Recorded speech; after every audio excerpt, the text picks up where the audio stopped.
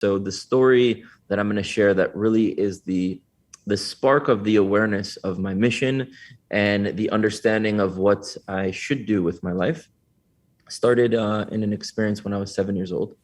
I took a trip to London with my mom, my younger brother.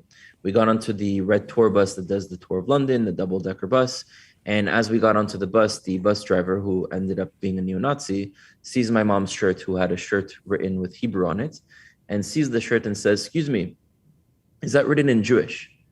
And she says, "No, it's written in Hebrew, but it's the language of the Jewish people. That's what you're asking." And he says, "Oh, so you guys are Jews?" He's like, "Yeah, we're Jews. What's the problem?" He's like, "I don't want any Jews on my bus. You have to get off." Wow. And my mom, being a very strong woman, and she also taught me how to be strong as well, said, "I don't know who you think you are. We're not getting off this bus." And he got up, grabbed my mom, and threw her off. And a lot of things happened after that. Eventually, the guy got arrested. But that moment really taught me two things. The first thing it taught me is that the next time I would have to deal with any form of anti-Semitism, xenophobia, or really injustice as a whole, I'd have to be prepared.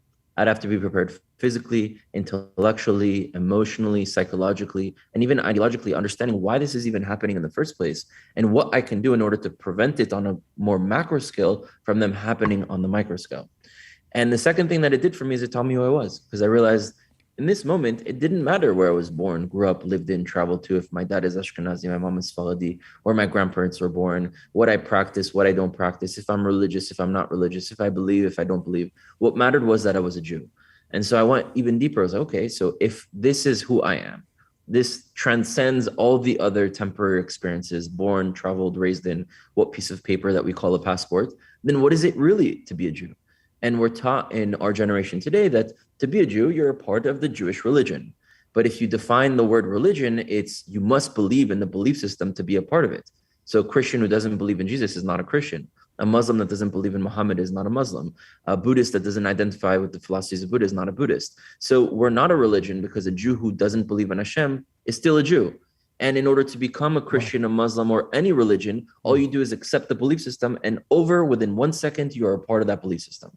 So religion is a wandering ideology that crosses over borders and nations, and that you are a part of it based on if you choose to believe it in that very moment. And this definition of spirituality, which is for religions, does not fit for the Jewish people. And I started looking at other native civilizations like Native American nations that live in America and Canada, or Mayans and Aztecs. And you have also the Aboriginal in Australia, and the Kurds and the Yazidis and the Tibetans. They all have spiritualities.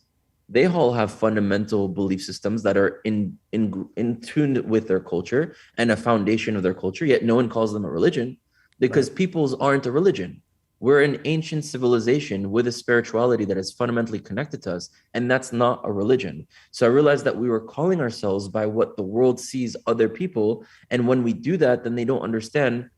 I don't get it. Christians aren't a nation. Muslims aren't a nation. Buddhists aren't a nation. It's a wandering ideology that people can tune into, believe in, or not believe in. But Judaism is not that. We're a physical people that were forced to cross those borders.